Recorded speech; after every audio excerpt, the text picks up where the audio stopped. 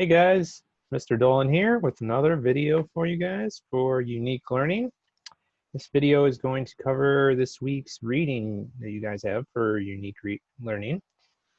It is your last week of school. It has been an awesome year, and I want to say just how proud me, Miss Isabella, and Miss Rivera are of all you guys for how you've handled working from home and been so flexible and done so much hard work all year long. It's been really awesome working with you guys all year. I'm looking forward to the summer with you guys too. But this video is going to cover your unique learning reading. So we'll go over that really quick, just so you guys got it down.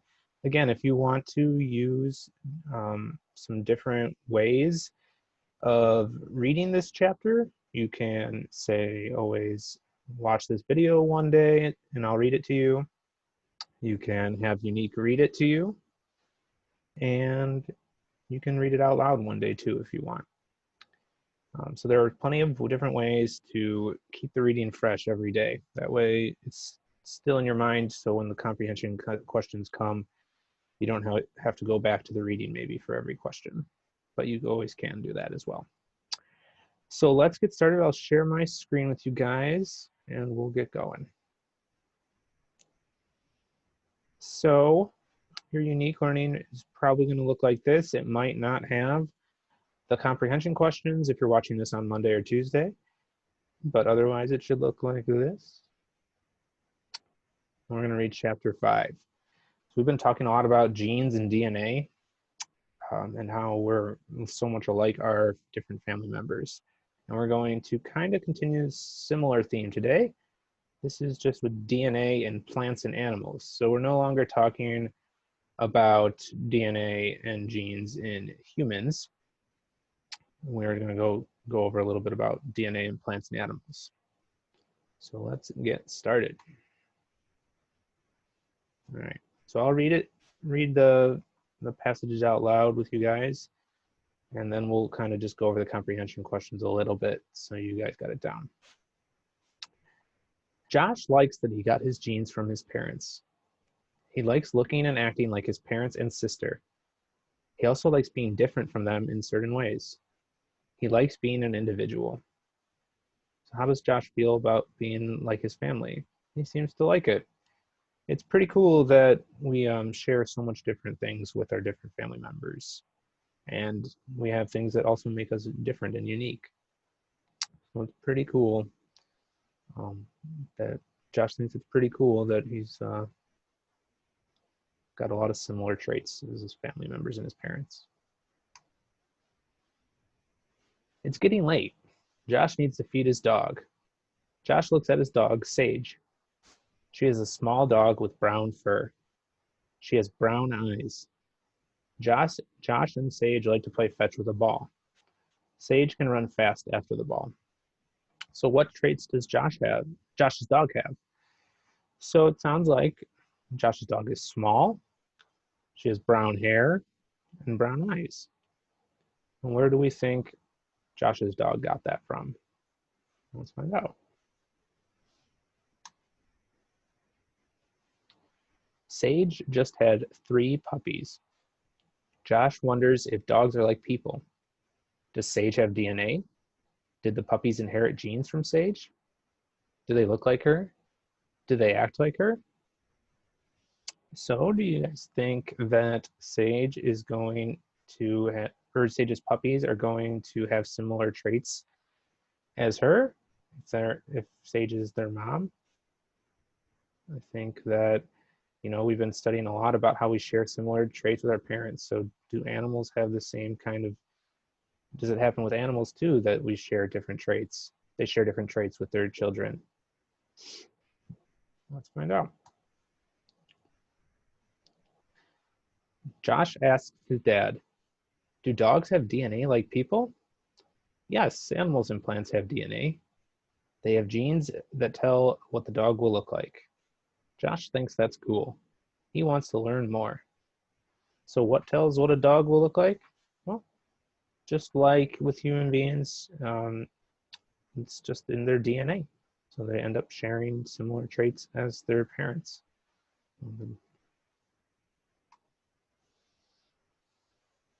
Josh watches Sage and her puppies. He sees one puppy is all brown, just like Sage. The other puppies are brown and white. Two of the puppies are running fast. The other dog is laying next to Sage. All of the puppies have brown eyes. So how are the puppies like Sage? Well, it seems like that they all have brown hair. They all have brown eyes. Some have a little different types of hair that they might have got from their, some have white hair that they might have got from their other parent. It just depends. They share a lot of different traits, not just with Sage, but with their dad as well.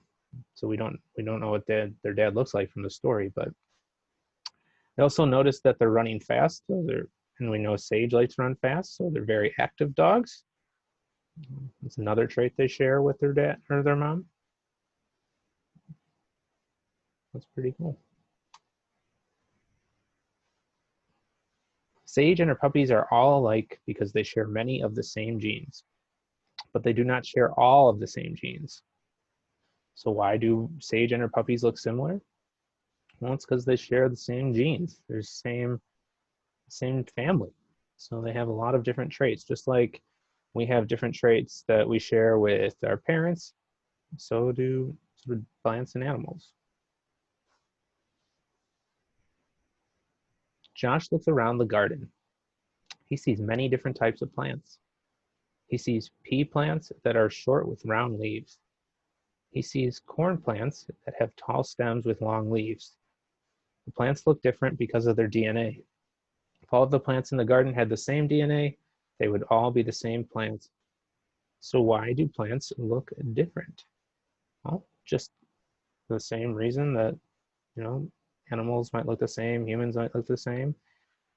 Plants might look different because of their DNA. If all the plants had the same DNA, they would all be the same plant. Just like if we had all the same DNA, we'd all look like the same person. But we don't. So our DNA is so different from each other. This makes us all so unique. That's what makes plants and animals unique as well. Josh asks his dad, "Where do plants get their DNA?" A plant drops a seed and then the seed is planted. That seed contains DNA, says Dad. The plants would look like each other because they share the same genes, just like animals and people. So where do plants get their DNA? Well, it's from kind of like a seed. When we plant something in the ground or in a pot, we use seeds to grow them. And then those seeds grow into the plants. So the plant's DNA comes directly from that seed.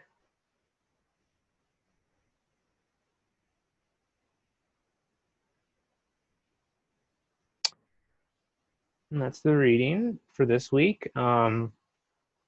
This page you guys want to look over. It's always good to have this open. If you want to click on go, and then you can click on communication board. You can go straight to it. If you want to look through this before, after, or during when you're reading the packet, you can always take a look at this to take a glance at some of the words that might be important to the reading. So this is always a good resource to have open, maybe in a different tab as the reading. It's always a good resource to have. Okay, so let's go over, and you guys can't do that page because it won't let you on unique. But let's go take a look at the comprehension questions really quick.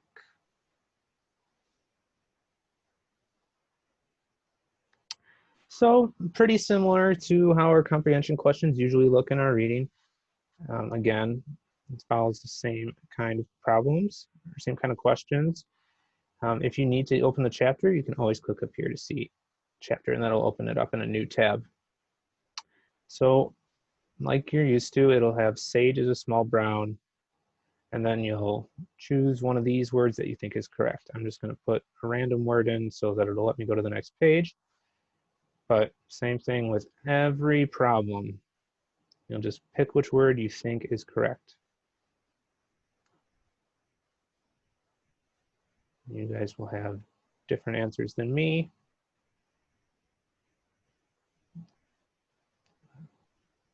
Let's go to the next page here. So what is this chapter about? Cats and this is going to be more multiple choice questions that you have, and there's only going to be one answer per question on this page. So you just click on whatever answer you think is correct. So what is this chapter about? Oh, about cats and clouds, whales and trees, or plants and dogs? So you'll go through each answer and then you'll pick which one you think is correct. I'm just going to pick a random one. And you'll just go through each question and do the same thing. Go through each answer and you'll just pick whichever one you think is correct.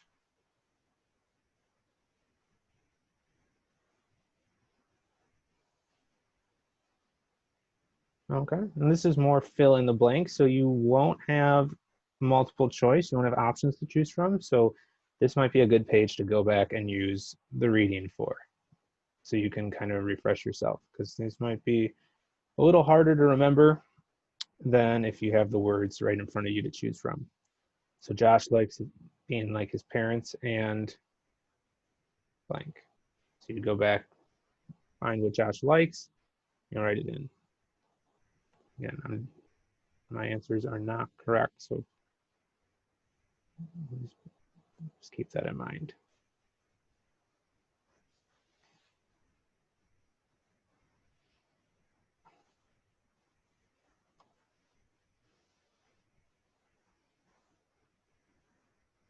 So you just fill, so you'll always just type in whatever you think for each question. You guys got this down, pretty sure. For these questions, you might have more, these are more multiple choice, you might have more than one answer. So you want to be sure that you're reading each choice carefully and deciding if each choice is a correct answer or not. So just read a problem. What says what a dog will look like? Genes, people, or food. And you'll pick whatever you think is right for each question. So just make sure you're doing that for each question.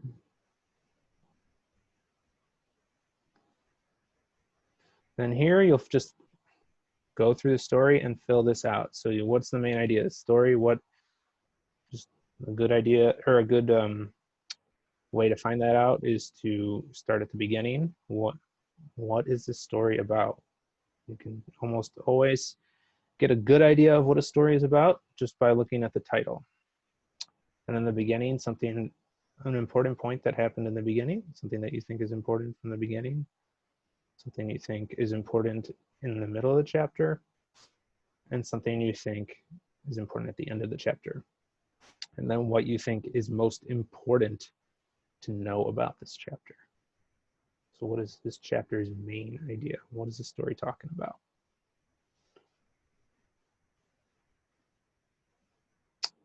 And then this is a little tough if you want to go through it. You can, a little tough, but you'll see like a character, you'll find out who the story's about, what are they feeling, and how do you know they're feeling that way. So if you want to go through this, it's good practice to use. It's a little extra work for your comprehension of the story. If you want to go through each question, you can do that. You don't have to. And that is it, guys, for the unique learning for our regular school year. It's been a wild last few months, to say the least, but you guys have really stuck with it, and we appreciate you guys so much being so flexible, so awesome, getting all your stuff done that you need to, and that you've been so great at just adapting to how much the world has changed in such a short time. And we're really proud of you guys. So keep up the good work. I'll see you in a bit with a video for unique math. And then I will see you throughout the week on Zoom. Until then. See you later.